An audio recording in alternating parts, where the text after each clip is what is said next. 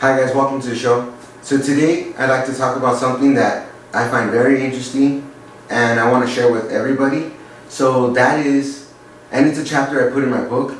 It's called How the Hands Look Like the Brain.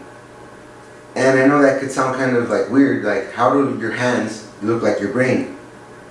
So if you take your left hand and put it out there and then cross your right hand over it, then your hands look like a brain. So the front area are like it's the frontal lobe, and you could see that it has like the wrinkles also, like the wrinkles and grooves, which are called sulci and gyri.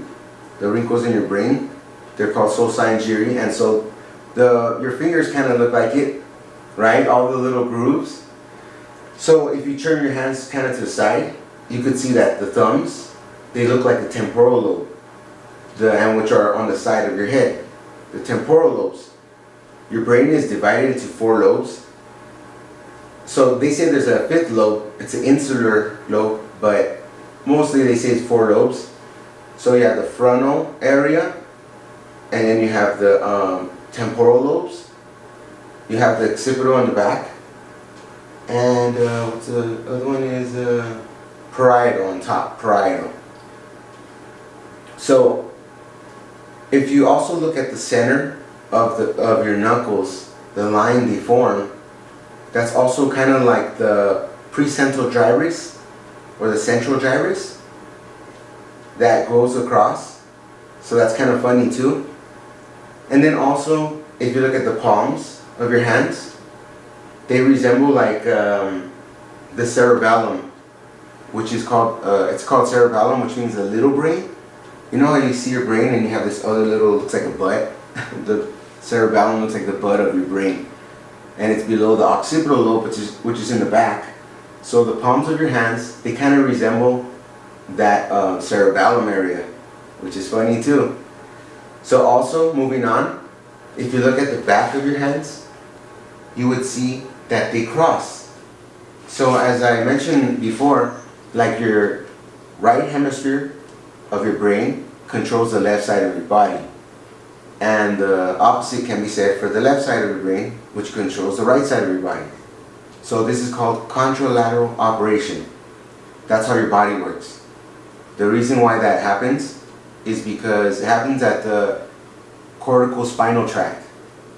And what that is you know how your spine is actually like the tail of your brain, because the spine is this cable, like a cord, right? Spinal cord.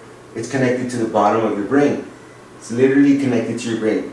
And that's how your brain communicates with your body, because the spinal cord then branches off to the peripheral nerves. So this is the central nervous system, the brain and the spine. And the rest of the nerves that branch off from the spine is the peripheral nervous system. So when your right hand touches something, those nerves send the signal up the spine, and at the cortical spinal tract, they then decussate, it's called decussate. That means it crosses to the opposite side. So decussation is when nerves, it's crossing.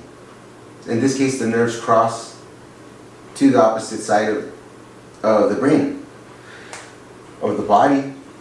And so that's how your body works, is this contralateral operation. And that happens because it's going up your spine and going to the opposite side of your brain.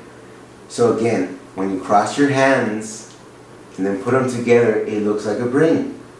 But you have to cross them in order to form that brain. So that's very interesting. And again, you look at the back, when they're crossing, it looks like it would be crossing at the spinal cord, kind of, at that area. So, like I believe this is the last key point I want to make about how the hands look like the brain, is that if you lift your hands and then sit them on top of your head, it would seem like they would fit right in your skull. So I'm like, oh my gosh, my hands do look like they would fit in my skull. Oh, well, they feel like, I've looked in the mirror and it's like they would. So I asked the question, are my hands the size of my brain? Like the hemispheres of my brain? To me, that's a wonderful question. And like I said, they're crossing. So like I said, you know what I said, your left hand controls the right side of your body. That's like the same here. You know, you have to cross them so they can fit in your head. And they're opposites. So you can see the duality and also the opposite structure going on. So when I thought of that, kind of figured that out, I'm just like really blown away. I'm like, oh my gosh, they do look like the hemispheres on my brain.